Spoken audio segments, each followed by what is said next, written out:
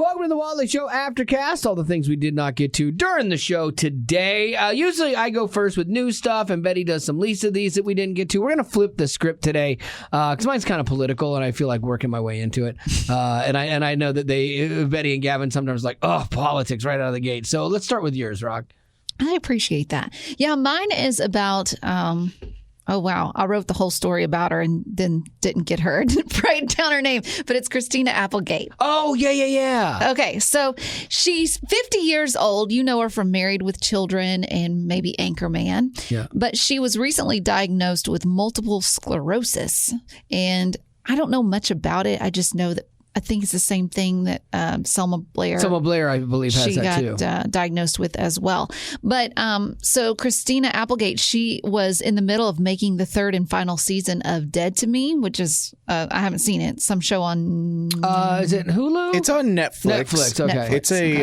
It's a darker show. It is darker. I had seen one season of it, and like she's really good in it. Like I hadn't seen her in a lot of years do much of anything. I'm like, oh yeah, she's good. I remember her and some of the supporting cast in it. You're like, oh, I like them.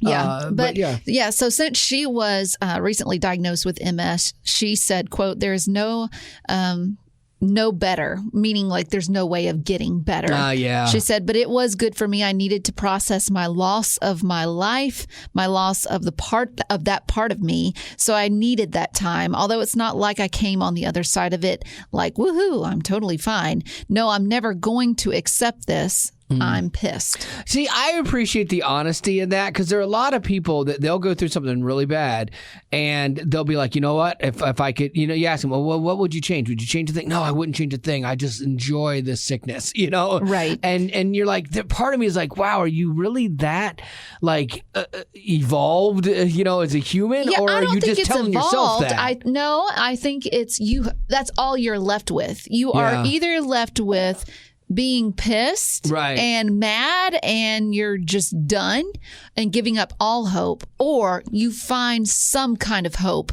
in a bad situation. Sure. And hope is what keeps you going. So absolutely. I commend people like Selma Blair. She got MS and she's been all about like staying positive and stuff. I don't think it's her being fake. I think it's her trying to show that there is hope despite your circumstances. And that's something we should always learn. And I think a lot of people too, like when they have faith and then they go through something, they look for the bigger purpose in it, and that's the only thing sometimes that can make it okay is that you find, okay, I found a new purpose and I'm going to do something constructive with my life that helps people. And you see people dedicating themselves to helping others, and that kind of makes it palatable. Like Michael J. Fox having Parkinson's and where he is degraded to his health, unfortunately, you're like, oh, you just feel bad for him. But he started this foundation and did a lot of amazing work, funded a lot of amazing work, and they're making strides in that. But I think like Christina, where it's kind of new for her, it makes sense that she's in this place. And again, I respect people that are honest with it that way too. And they're like, I don't like this. I hate this. I'm not going to wish this on myself or anybody else. Of course you wouldn't. I mean, that's just common sense. But I think that there are different stages of coming to terms with something like a bad diagnosis. Oh, absolutely. They did say that her mobility has definitely declined. Oh. She needed a wheelchair to get on set to finish this last season. I respect her for going and finishing the season. I mean, that's not easy to do when you don't feel well and act. That's good. And she even admitted that a sound technician had to hold up her legs out of camera range to get shots, and she could no longer film establishing shots showing her walking into a room because she couldn't do it unassisted. Yeah. So she would have to open doors in scenes just to lean against them to keep her up. Wow, that progressed quickly, it feels like. It really did. She's even put on 40 pounds, so she looks different too. And she said, like, if that's all you notice, if that's the one thing you're going to judge me on, then you're mad. You're a sad person anyway. Here's the worst part about this is there'll be someone online that sees a picture of her and goes, wow, she's really bulked up. Boy, Christina's not hitting the gym anymore. She looks heavy. And they won't know the whole MS thing. Yeah. Because that's what happens on the internet is people troll everybody and they got an opinion about stuff. And like I would feel bad for her in that. Yeah. She said that looking back before her diagnosis, she said that there were signs of the disease. Really? She said she caught herself being off balance balance while shooting a dance scene, and her tennis game was off. She recalled being self-critical, thinking she just needed to work harder. But she said she wishes she had paid attention.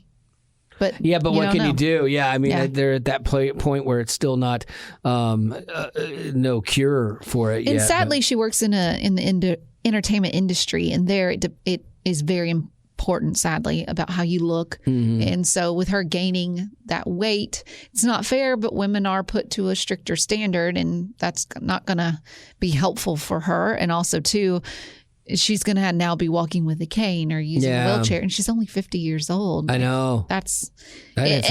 You definitely have to go through a stage of mourning, I would understand. And I think that's fair. Like the life that you knew or the life that you planned is over. And I've seen that happen with other people. I've seen that happen with like my in-laws and stuff like that. Like their whole plan was, retire and travel and just spend time together, the golden years, kind of thing. And then my wife's mom got cancer and got sick and fought it for 7 years hard.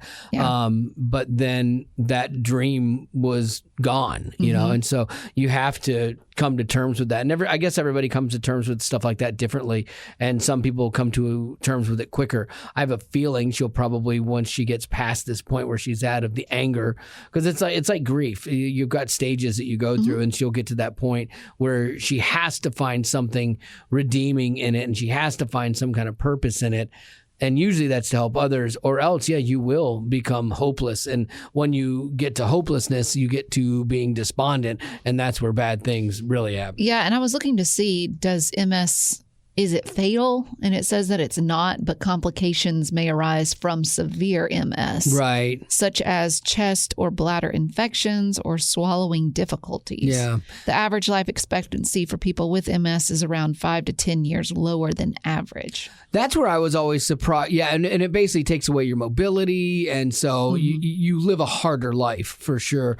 I was always surprised at people who die from Alzheimer's. You're like, well, how does Alzheimer's actually kill you? Because it's a memory type thing, and like, do you forget to eat? I'd always thought, I'm like, why does it physically? What else does it do to your body to shut your body down? Right, because you thought it was just in your brain. Yeah, but I don't think it is. I think there are other correlations that disease has that affects other parts of the body as well. But that's a cruel disease, man. That's another one. I mean, it's a lot of bad, obviously, but you got to try to find the good inside of it and work your way through it. Speaking of a lot of bad, here we go. Segue. Perfectly timed announcement made just in time for the midterm elections by Kamala Harris. She announced that a $13 billion plan to provide assistance to help cut energy costs this winter for people.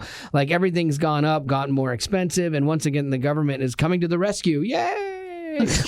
So this is how you build a base and how you create dependence and how you stay in power. They are cementing kind of the lower income vote by continually being the savior for people. All of this is editorial and opinionated, obviously.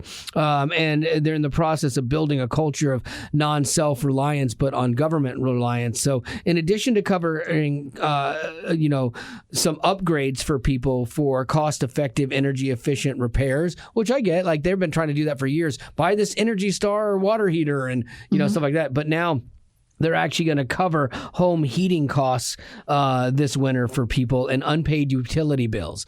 This is where it gets really weird. And this is where you sound like the most heartless person ever. And I get accused of this all the time. Well, I thought you were a Christian. You're so heartless. Do you hate poor people? Absolutely not.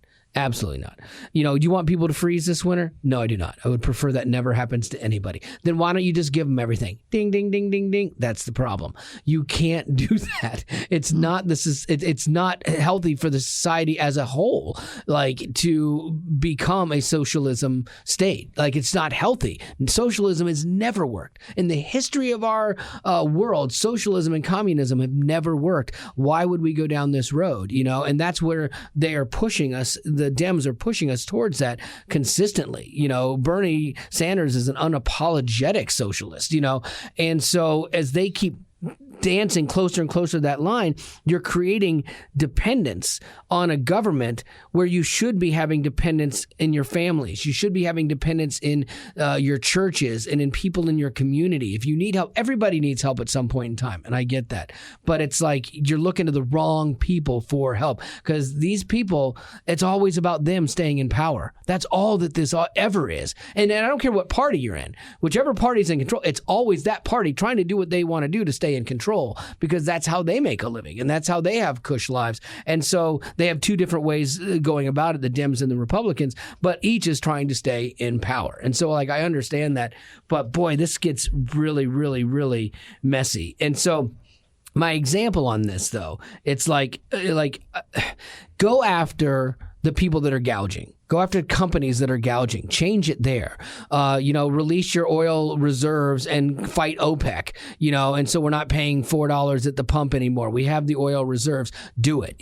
Instead you go after, instead you create the reliance instead of going after the villains, kind of thing. And one of the best examples I have for this, and again, I know it sounds like, oh, you're just about bootstraps because you have white privilege. Okay, fine. That's fine. I'll wear that all day long. I don't even care about that argument anymore. But the reality is, in Africa, where I've spent large portions of time, and I love that continent. I love the people there. I love all the countries I've been to there. It's amazing. But we used to do a lot of work with Bloodwater, and they were a ministry that provided wells for people. And their whole goal was to give people clean water because like waterborne illnesses kill millions of children every year. Mm-hmm. So you think, okay, we're just going to give them water. Give them water pumps. That's so easy. Like, just go build wells. That's easy. Why would we not do that? Well, it turns out it's really difficult to do. And you've got all this political corruption and all these problems with it. But the one thing that they do, every well that they dig, the community together has to come up with money for it. Not the entire well. They don't make them pay for the whole well. And when you get down to what it costs to drill a well and keep it running, what they're asking the community to pay is a very small price comparatively. Mm-hmm. But the community has ownership. The community has a stake in it. The community has pride in it because it wasn't just a handout. They now have skin in the game. So now they want to maintain it. That's their job. They want to keep it running. They want to keep it clean. They self-monitor to make sure that everybody in their community is respecting it, and they do it right. And so as a result, you can go all through Africa and find wells that were drilled by Bloodwater still working today and still providing, health for people and still saving lives. You can also go 100 yards down the road, a mile down the road, 4 miles away, where someone just put in a well like other NGOs, and they just drilled a well and there's no community involvement and they're broken, they're stagnant, they're not there anymore because it was a handout. The handouts don't work. They don't work there. They don't work here. And so that's the thing. And I keep sounding like a broken record on this stuff, but I'm like, we're creating an entire generation of kids as they grow up that's like, oh, well, the government did this for me. The government did this for me. The government did this for me. What? And at some point in time, you have to pay the piper. They're going to come back to you for stuff and you're going to have to pay for it. And like, that's where socialism happens. That's where communism happens. And I know that's a big, giant leap to go to, but it's that slippery slope that you head towards that direction. And it starts when you indoctrinate the young and you make them no longer responsible for anything in their lives. And somebody's going to take care of it. I can be as irresponsible as I want. I don't have to worry about my money. If I ever overspend, government's going to take care of it. They always do. They bail me out. If I don't have the money because instead I decided to go, drink my paycheck, you know what? The government's going to provide me heat. It's going to be fine. That's the problem, and that's the systemic problem that we are creating that we need to change. And somebody has to call it out and say no, because if we just keep going down this road, we're going to be hosed as a society. So there you go. So what's the solution? There is none.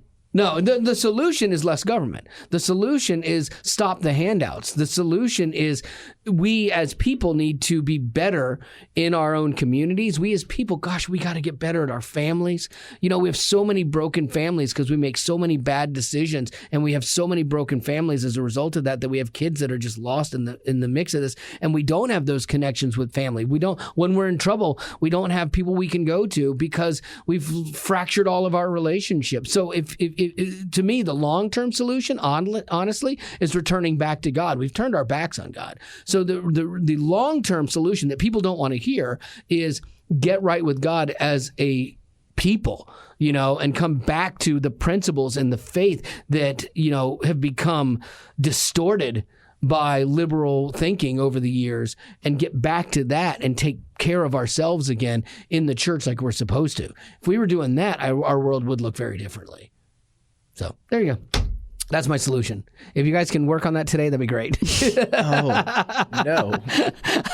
Betty and Gavin just hate politics so much, and I love it. I still love it. Well, okay, yeah. I believe in everything you are saying. Like, Right. I do definitely believe in it. I agree with you. It's just that it's like like you were saying earlier, to me, it's like we can complain, we can Right. state the truth over.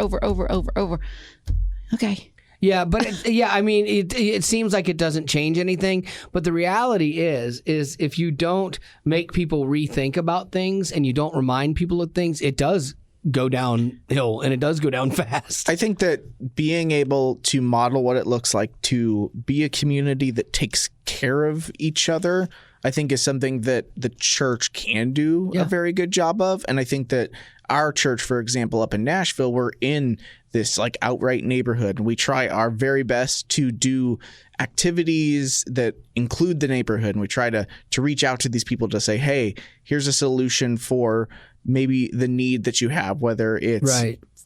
Maybe it is a little bit financial and helping people get back up on their feet, or helping them with projects that they can't work on. And we're not in a low income neighborhood. And I think those are much larger tasks to take on. A church can't just go into that kind of situation and be the solution, but they can be a part of that solution. And so I think us mirroring that instead of just being an outcast and a lone wolf, we get to be a community. And I think that's our role. I wish that our divorce rate inside of faith was so much lower, but the reality is our divorce rate inside of Christianity, and it mirrors that of those outside of it. It's 50%, 40, 52. I don't remember what the number is, but it basically is on par. And that to me is kind of sad. That's where I'm we could be a really good example to what families should look like, and what love should look like, and what grace and forgiveness and all that and parenting should look like. And we unfortunately just model kind of what the world is. And I think if we, again, it really does come back to that. If we really change that part of it, we really could change the world, and the way that things go. And it could be a very different looking place. Well, and I think that the world doesn't do a good enough job of putting a lot of importance on family. I think it does a really good job of putting importance on you get yours and you do you, and you speak, again, your truth. And it's a lot about being an individual and individualism, and community is just not this inherent push, I guess. It is a push on the government saying, we've got your back. And eventually that's going to, that's not going to only so long. It's going to, the backbone is going to be weakened every time we throw billions of dollars on the debt pile. That said, Gavin is cashing in that $20,000 student loan. No, I'm just kidding. Absolutely. It's being offered. Principles versus reality. But I will take on my tasks again. I'm gonna take what's offered. That's hard to ignore. I'd be foolish to not accept the money, but I'm not. I wasn't complaining that I had to pay it. Right, exactly. Lady Rock, do you have any birthdays? We've been birthdayless the last couple days. Yeah, we need some happiness. I don't. Oh, really? No birthdays. What is the deal in this time of year, with very few birthdays in late October? For people listening, forget, how do they submit a birthday? Is it on our website? Yeah, and I feel like don't I have a keyword for it? Anyways, I do have a question. We have a question from Hagen. Ooh. What is the strangest or most interesting thing you own? I'm trying to think of strangest. I wish I could do a walkthrough of my house. I got to do a mental walkthrough. I know, like the most interesting thing I have is that George Washington watch. The strangest thing, I don't know. I started collecting like musical instruments from other countries when I would go on trips because sometimes they were hard to get back home. But I did like that. Like I've got a bunch of different instruments that are usually goat skinned. Is like the drum or the guitar-ish kind of thing to make it resonate is usually a goat skin. So I have a bunch of stuff in my travel room that I like. I have some. I'm sure this is culturally wrong or politically incorrect. You have ivory? I have Indian money, which is what I was raised to say that's what it is. Okay. But you get these like little cylinder looking rocks in the bottom of the river. Yeah. And I have a little dish of it on my nightstand I've had for years. Now, is it really like Native American money or okay? It's just rocks? It's just what you call it. Oh. They look like they're cylinder and they have like little loops around them. Really? Anyways, you always find them around. That's what you call it. Riverbeds. Yeah, when you're in the South, that's what you call it. That's what you call it. That's what I've always called it. Anyways, me and one of my best friends, Jerry Ann, we collected some of it when we went over to the school that we grew up in. We've known each other for years. And we got some from the river, like the little creek over there. And so I keep it with me just to remember that day because it was a really good day. My daughter used to collect rocks. Like every time we would go on a trip, she would find one rock that was like she thought was special and like a shape or a reason. And one of them we got from this aqueduct. It looks like a heart, which was kind of cool. But we were in France and it was an aqueduct that was built at the time of Jesus, which I was like, wow, that's amazing. And they have this big, like all these arches over the river. You're like, how did they do that? You know, the technology then and no cranes. And it's just amazing to me. And like, so picking up this rock that was there at that time of, this construction, I always thought was kind of cool. So she had a little collection like that. I miss when rocks were like a highlight of just being alive. Yeah. And you just pick one up and you're like, this is amazing. This nowadays, is the best rock ever. I just need like the version of a rock nowadays is like the newest iPhone. You're like, oh, but you spent $1,000 to get it. On that rock for sure. All right, Gavin. Oh, I think it's only strange in that you wouldn't expect to find them in a Gen Zer's house, but it would probably be just VHS tapes and like hundreds of them. That's true. When you walk in and they're just sprawled out on the entertainment center, just that my wife had those. It wasn't that she was collecting them. It's just that's how she watched movies when she was younger. That's so crazy. And just said, I'm never getting rid of these. Do you have duplicates of your VHS movies like on DVD? Huh. Oh, yeah. Plenty of duplicates. But nowadays, there's so many platforms. You're watching them on VHS tapes, DVDs. Streaming. They're all on Disney Plus because they're all Disney movies. So they're just everywhere. Yeah, I mean, because, we used to we bought DVDs, for a long time, and now I can't even tell you the last time I bought a DVD. I think we have less DVDs than we do VHS tapes. We had more VHS tapes because at that time too, you had VHS tapes is the only way to have it. And then DVDs came out and they were kind of pricey. Yeah. But then right at that time too, it was like starting to shift into streaming a little bit more, and there were more options to watch. And I'm like, I'll just watch it on TV. Exactly. Yeah. I did find out that there is a keyword, and it is shout out. So I did not see that coming. So if you have a birthday coming up, or you know someone you want to celebrate their birthday, this is a birthday shout out. Right. So a birthday. And you have to give us a question. Like that's the whole reason. The reason we do them is because we love your questions that we get to address here on the show. And also to celebrate you. And that, yes, because you're amazing. Is shout out spelled all as one word? One word? All one word. Okay. Yeah. There you Text go. it to 91979. All right. Well, that's going to do it for your Aftercast for today. And thanks for being a potty.